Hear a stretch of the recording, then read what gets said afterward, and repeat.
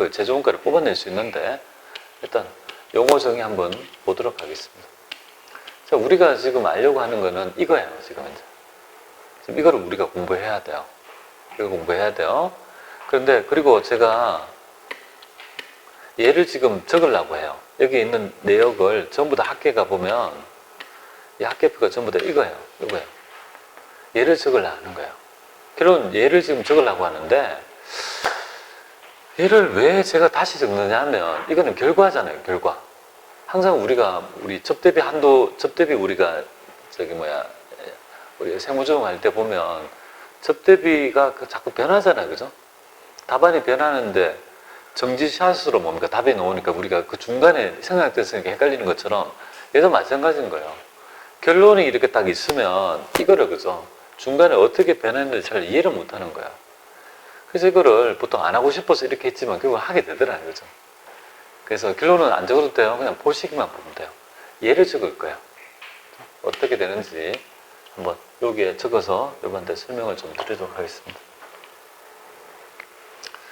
자, 원가는요, 발생해요. 원가는 발생한다. 원가는 발생하고, 원가는 변형이 되죠. 그죠? 원가가 변형이 되고, 그리고 원가는 소멸이 됩니다.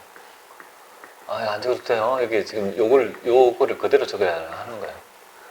근데 이런 것들을 보여주는 계정 과목이 있겠죠. 그죠? 어떤 계정에서 그죠? 발생과 변형 있죠. 소멸을 볼 수 있다, 이 말이에요. 그 계정 과목이 바로 3계정. 제품의 원가 있죠. 제조기업의 3계정이 재고가 바로, 원재료 계정. 원재료 계정. 그 다음에 원가의 변형 모형이 가장 중요한데, 변형은 제공품 계정. 제공품, 그 다음에 원가의 소멸. 이거는 제품 계정입니다. 용어 정의 한번 해볼까요? 자, 여러분들, 제공품은 완성품이에요? 미완성품이에요? 완성되지 않은 거죠, 그죠?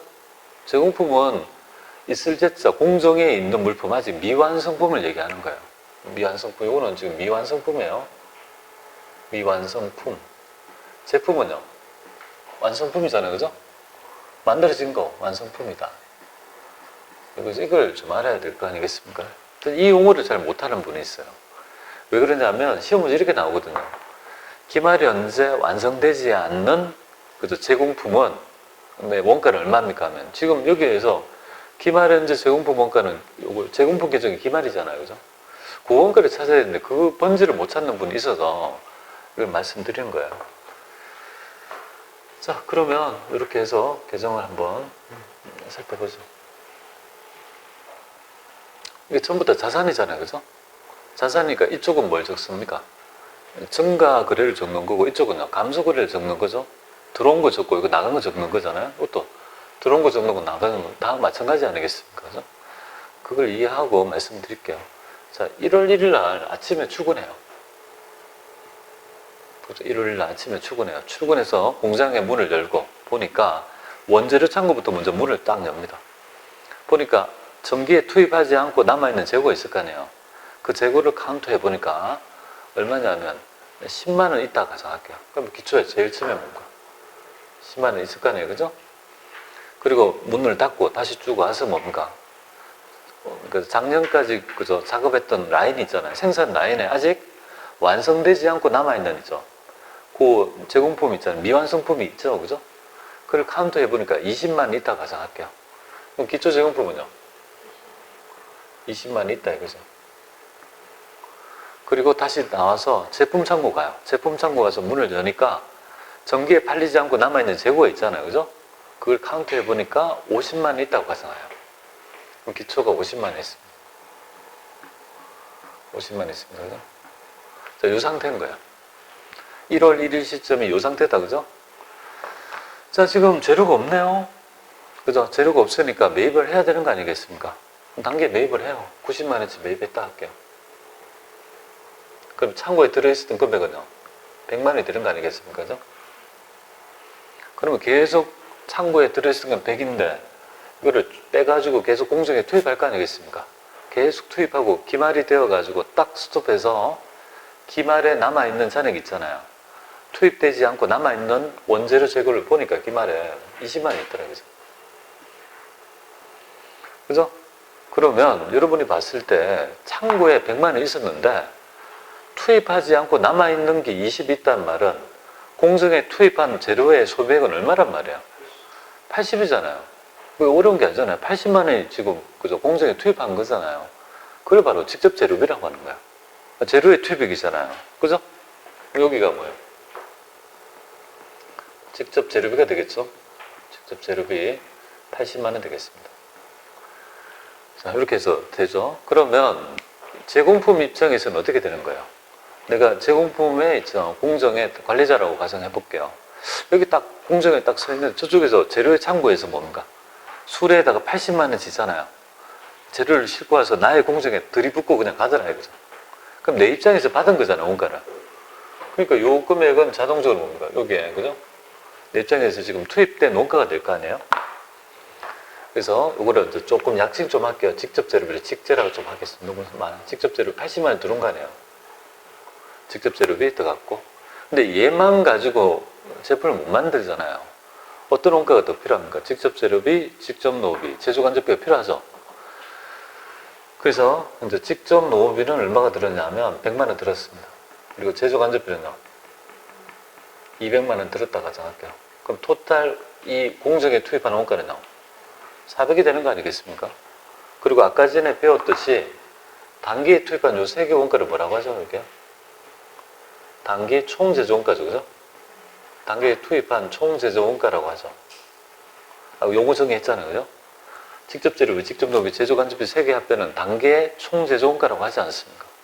그렇게 됐죠, 그죠? 그럼 공정에 투입한 원가는 400이잖아요. 그럼 얘도 결국은 같아야 되겠고, 400이어야 되겠고. 그래서 공정을 막 돌린다. 그죠? 그리고 라인을 세워요, 기말에. 라인을 세우니까 기말에 아직 투입되지 않고 완성되지 않고 남아있는 게 50이라고 가정하면 그러면 결국은 공정에 400만 원이 투입했는데 아직 미완성품이 50이란 말은 완성품은 얼마란 말이에요? 350이 되겠죠. 얘가 바로죠. 단기 제품 제조원가 아닙니까? 단기에 만드는 제품, 완성품의 원가가 되는 거 아니겠습니까? 그러니까 얘가 지금 여기 단기 제품 제조원가라는 거죠. 단기 제품 제조원가. 이렇게 되고, 이거 350 이렇게 되겠죠, 그죠?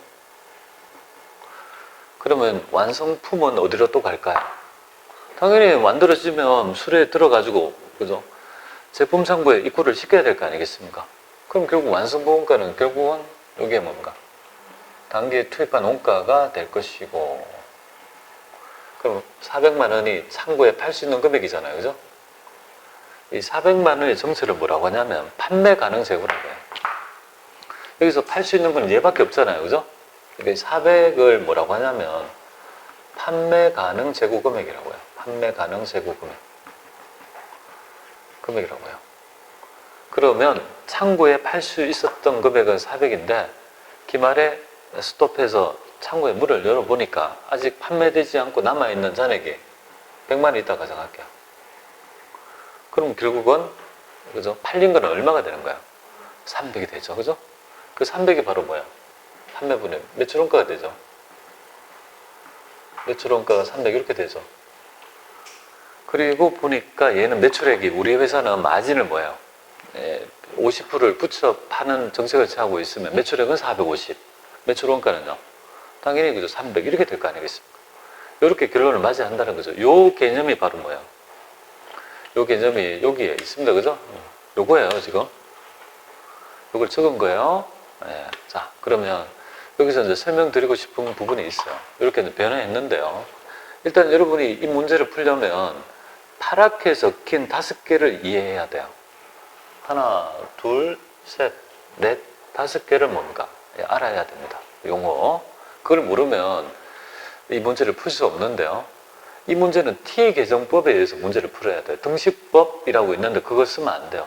왜냐면 등식법은 공식을 외워서 하면 검증을 못 해요. 우리가 이제 나름 열심히 풀었는데 답이 없을 때가 최고 황당하잖아요, 그죠? 그러면 간단하게 내가 잘못 검사를 할 때 내가 집어진 금액이 뭔가 미스가 있다는 말이니까 쉽게 검증할 수 있는 방법이 이런 거잖아요. 등식법을 하면 잘 안 돼요. 흐름을 잘 모르기 때문에. 근데 T로 접근합니다. 그러면 여러분들 한번 볼게요. 직접 제가 이거 학교 다닐 때 최고 헷갈렸던 부분이 뭐냐면 이거였어요.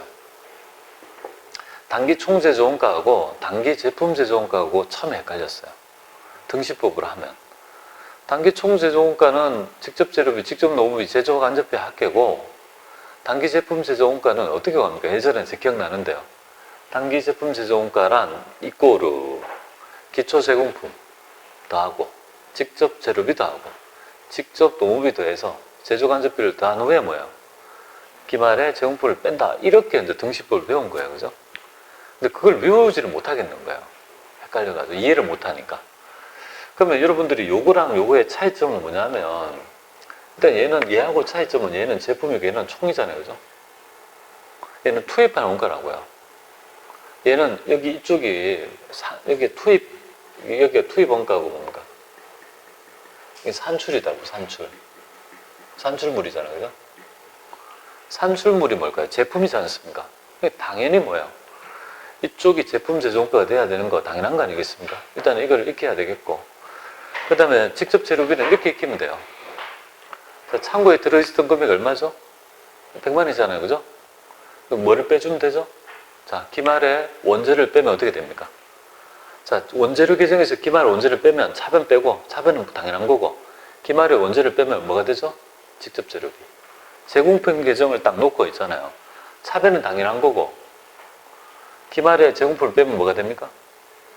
단기 제품 제조원가가 되는 거고, 얘도 마찬가지로 판매 가능적에서 기말을 빼면 매출원가가 되는 거 아니에요. 그죠? 그러면 내가 딱 봤을 때 그냥 머릿속에 뭐 T가 있고, 원재를 빼면, 기말에 원재를 빼면 직접 재료비, 기말에 제공품을 빼면 단기 제품 제조원가, 기말에 제품을 빼면요 매출원가가 된다는 걸 알면 좀 어렵지 않게, 그죠?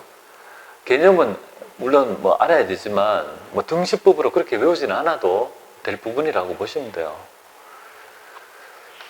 자, 그런 것들을 좀 설명을 드리려고 한 거고, 그래서 여기에 보면 그런 것들이 좀 녹아 있어요. 제가 일부러 이렇게 있잖아요. 어떻게 했냐면 이렇게 해서 이렇게 됐고, 요거는 또 아실 거라 봐요. 이게 제조원가 명세표는 뭐야? 원재료와 제공품의 변동을 나타내는 거고, 손익계산서에 그죠? 제품의 변동을 나타낸다는 거 아실 것 같아요. 그래서 여기 보면 이런 말을 썼잖아요. 제가 차감 항목에서 원재를 빼면 직접 재료비, 제공품을 빼면 단기 제품 제조원가, 제품을 빼면 매출원가, 요거 아시고요. 그 다음에 보시면 중간에 이렇게 제가 직접 재료비를 구할 때 차변합계에서 뭡니까? 기말에 원재를 뺀다는 걸 우회적으로 여기에서 설명을 하고 있어요. 그거 제가 익히는 방법을 말씀드린 거예요. 그죠?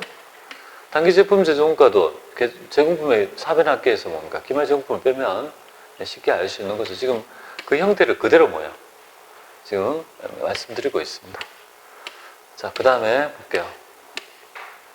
이거 넘어가고, 뭐 매출 총이익률이라는 건 아실 거예요. 그죠? 매출액이 차지하는 이 총이익의 비율이니까 이거는 이 비율은 반드시 알아야 되겠죠. 그죠? 여기서 이제 출제 얘는 굉장히 많이 되니까 좀 말씀드리면,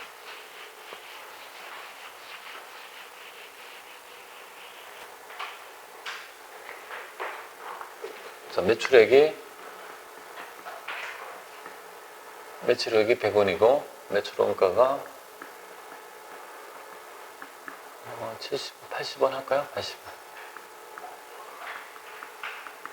매출 총이익이 20원 될 거예요. 그럼 이거 1, 2, 3 이렇게 보시면 매출 총이익률은요, 이 비율은 여기 1이라고 하면 이건 0.8, 얘는요 0.2의 비율이잖아요. 그죠?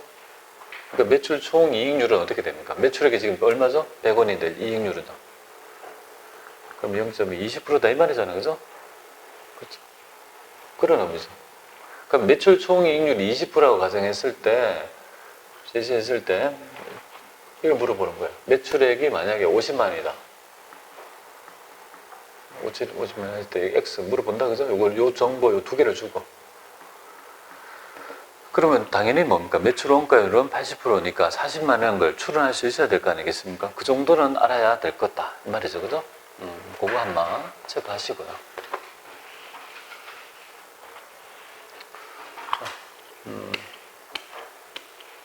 그 다음에 요거 한번 볼게요. 시험에서는 얘가 나와요. 재정원가 명세표를 물어봐요. 요거에서 빵꾸를 비워가지고 자꾸 물어봐요. 근데 이거를 뭐 외워야 될 대상은 아니라고 봐요. 왜 그런지 말씀드릴게요. 자, 재정원가 명세표는 별거 아니고요. 그냥 우리 T 계정을 허투루 놓은 거에 불과해요. 자, 로마자 1 보겠습니다. 직접 재료비. 어떻게 구합니까? T를 딱 생각하면 되잖아요. 기초 원재료가 있고, 단계 매입한 게 있고, 합계를 구하죠. 기말에 원재료를 빼면 로마자 1이 되잖아요.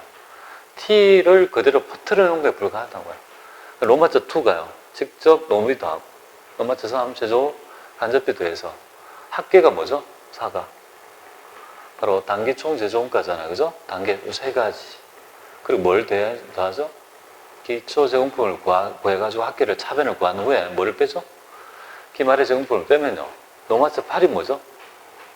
바로 단기 제품 제조원가가 되는 거예요. 우리가 원하는 가장 핵심적인 정보. 그리고 이쪽에 손익계산서 가보세요. 로마자 2가 매출원가잖아요. 매출원가를 구할 때 첫 번째가 뭐냐면요. 기초 제품 있잖아요. 여기에 단계에 넘은 거 오잖아요. 요 합계가 바로 판매 가능 재고잖아요. 기말의 제품을 빼면 매출원가가 되는. 이걸 그죠? 흐름적으로 충분히 알 수 있는 거. 이걸 막 외우시는 분이 있는데 T를 생각해서 T를 딱 그려가지고 그게 퍼뜨려 놓은 결과물이라고 생각하면 돼요. 그러면 별로 어렵지 않게 할 수 있을 것 같아요. 자, 그러면 요거 회계 처리는 출제가 안 되니까 그냥 생략할게요. 회계 처리는 출제 안 되니까 넘어가고요. 자, 이거 한번 보겠습니다. 여기 보면 19페이지에 보면 이 세무 2급인가 1급인가 이 등식법으로 이렇게 나온 적이 있어요. 딱 보면 다음 원가 계산의 산식이 다 틀린 것 이렇게 나왔죠. 근데 이걸 보면 이거 뭐 등식법을 어떻게 알아요? 일단 오답은 1번이라는 거 알 수 있잖아요. 그죠? 직접 재료비, 직접 노비, 제조간섭비 합계잖아요.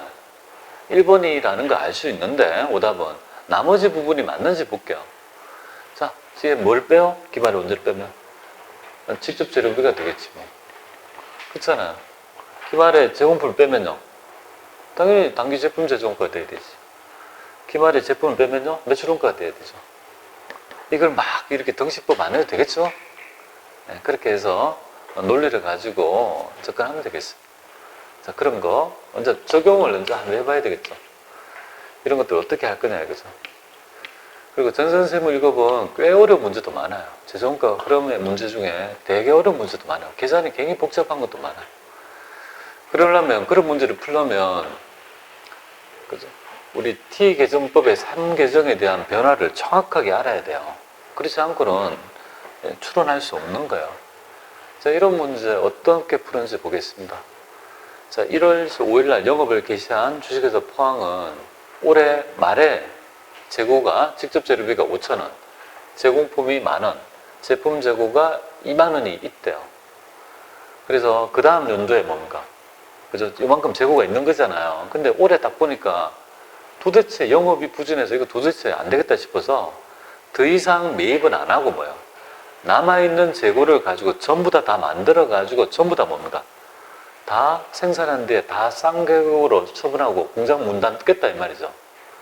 만약에 그렇게 했다고 했으면 그죠? 원가가 가장 큰 순서대로 나열하면 그걸 어렵게 생각할 필요가 없는 거잖아요. 여러분들 보세요. 지금 재고가 투입되면 뭐가 되죠? 제조 간접비가 되는 거 아니에요, 그죠? 아니, 직접 재료비가 되는 거 아니에요.